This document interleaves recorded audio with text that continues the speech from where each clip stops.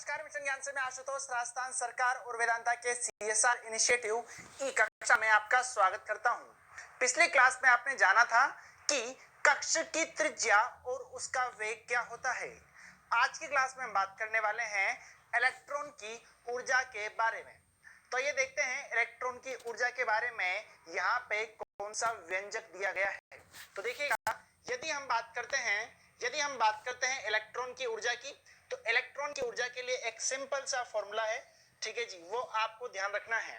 वो जो फॉर्मूला है वो क्या है, -13.6 गुणा Z² upon N² electron volt. ध्यान दीजिएगा, इलेक्ट्रॉन वोल्ट क्या है यहाँ पे, इसकी इकाई है। अब इकाई तो यहाँ पे इलेक्ट्रॉन वोल्ट है, लेकिन इलेक्ट्रॉन वोल्ट की यदि हम बात करेंगे तो इलेक्ट्रॉन वोल्ट क्या होता है, जो भी छोटे छोटे अवयवी कण होते हैं उनके लिए ये इकाई काम में ली जाती है, उनकी ऊर्जा निकालने के लिए ये इकाई काम में ली जाती है। इस बात का आप ध्यान रखिएगा। अब बहुत सारे पूछेंगे कि सर एनर्जी की यदि हम बात करते हैं तो ये एनर्जी नेगेटिव में क्यों आ रही है। ठीक है जी, नेगेटिव में एनर्जी क्यों आ रही है, ऋणात्मक जो यहाँ पे चिन्ह है वो क्यों आ रहा है।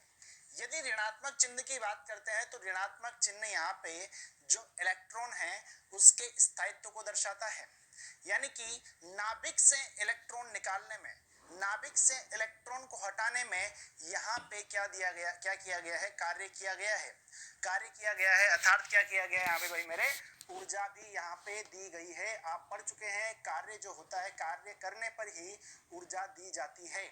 तो इलेक्ट्रॉन को नाभिक से हटाने के लिए यहाँ पे कार्य किया गया है, यानी कि इसमें ऊर्जा दी गई है। इसलिए यहाँ पे जो साइन है इसका, जो इसका चिन्ह है वो क्या है भाई मेरे, नेगेटिव है। ठीक है जी। अब आप बात करेंगे कि सर यदि मुझे इलेक्ट्रॉन वोल्ट में ना चाह करके मुझे यदि ये जूल में प्राप्त करना हो तो मैं क्या करूंगा। तो जूल के लिए आप सिंपल सा फॉर्मूला ध्यान रखिएगा, -2.18 into 10⁻⁻18 Z² upon N² joule यहाँ पे हो जाएगा। ठीक है जी। और जैसा कि आप जानते हैं, जैसे ही n की वैल्यू बढ़ेगी वैसे वैसे जो एनर्जी का मान होगा वो कम होता जाएगा। अनंत पे जाकर के जो एनर्जी होगी वो क्या हो जाएगी, 0 हो जाएगी। ठीक है जी। आगे हम बात करें हाइड्रोजन के लिए, यदि हम बात करते हैं तो हाइड्रोजन के लिए एनर्जी कितनी आती है, तो आप देखेंगे -13.6 इलेक्ट्रॉन वोल्ट ये आती है। और यदि हम बात करते हैं हाइड्रोजन की एनर्जी सेकंड की, यदि n बराबर 2 की बात करें, ये तो किसकी बात की हमने यहाँ पे, n बराबर 1 की, ये किसकी बात कर रहे हैं, n बराबर 2 की बात कर रहे हैं। ठीक है जी।